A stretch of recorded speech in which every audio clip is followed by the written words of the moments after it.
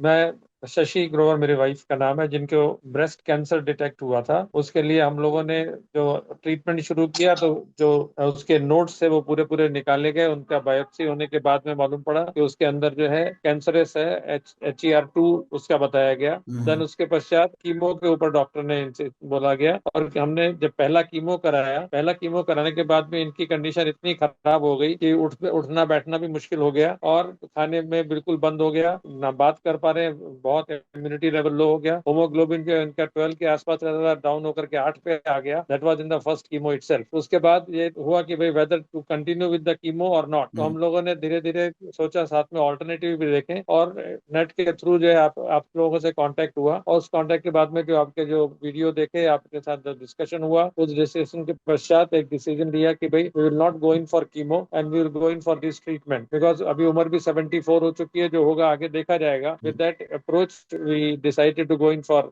मैककेट treatment, and उसमें जो है स्टार्ट किया। और स्टार्ट करने के बाद में अभी धीरे धीरे हमें लगभग 25 दिन 20-25 दिन हो गए हैं, और वो ट्रीटमेंट के अंदर इम्प्रूवमेंट आना शुरू हुआ है। उस इम्प्रूवमेंट में यह है कि भूख लगनी शुरू हो गई है, खाना अभी खाया जाता है, ठीक है, क्वांटिटी थोड़ी अभी भी कम है, but it is much improve, and we hope that it will continue to improve further. और आपने जो आटा भेजा हुआ है और जो डिटेलिंग दिया, उसके हिसाब से ही पूरा खाना चल रहा है। इम्प्रूवमेंट आया है। उस इम्प्रूवमेंट से अभी अपने घर का काम, मूवमेंट, सारा सारा इनका धीरे धीरे धीरे धीरे काफी पॉजिटिव साइड में आ गया है, and we hope that it will be further improve. And thank you doctors and team, जो भी आप लोगों ने सजेस्ट किया, हम लोगों ने किया, और उसके हिसाब से let us hope that everything will go much better further, and we see the results in another 1 month और सो। Thank you. ओके। नहीं, स्ट्रेस लेवल का जो था, she is always positive, but जब होता है शरीर के अंदर, आप इंसान को तकलीफ होती है, तो कहीं ना कहीं आप कितना भी बोलो कि मैं कितना पॉजिटिव हूँ, फिर भी स्ट्रेस लेवल तो आते ही हैं। तो शायद वो सामने प्रेजेंट नहीं करती थी, बट अंदर ही अंदर स्ट्रेस लेवल्स इनके बहुत भरे हुए थे।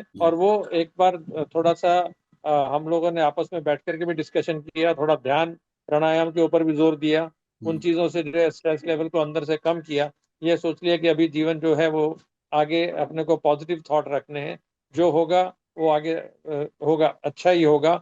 एंड जो नेचर ने दिया हुआ है, जो भगवान की इच्छा है, उसको हम कभी कुछ टाल नहीं सकते, बट अपने अंदर एक स्ट्रेंथ क्रिएट करना जरूरी है। आप लोगों का भी सपोर्ट उसमें मिला, और उससे जो है हम अपने अंदर एक पॉजिटिव विचार लेकर के हमेशा रहते हैं, एंड उस पॉजिटिव विचार का से स्ट्रेस लेवल्स बहुत हद तक कम हो गए हैं।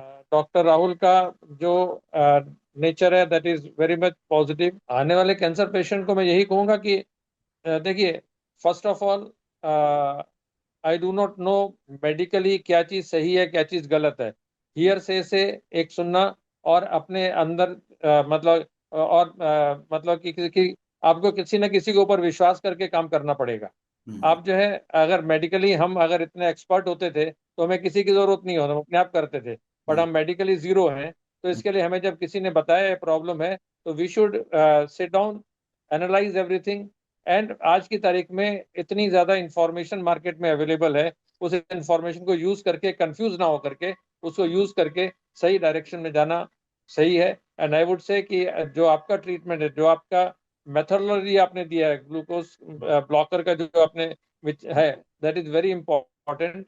एंड वो एक हम अगर केयर ले लेंगे, तो कैंसर सेल डेवलप होंगे नहीं, अगर होंगे तो वो धीरे धीरे मरना शुरू हो जाएंगे। That is very positive approach, and वो अप्रोच की वजह से ही मैं कहूंगा इस ट्रीटमेंट में लोगों को आना चाहिए। Thank you for this wonderful word. Thank you.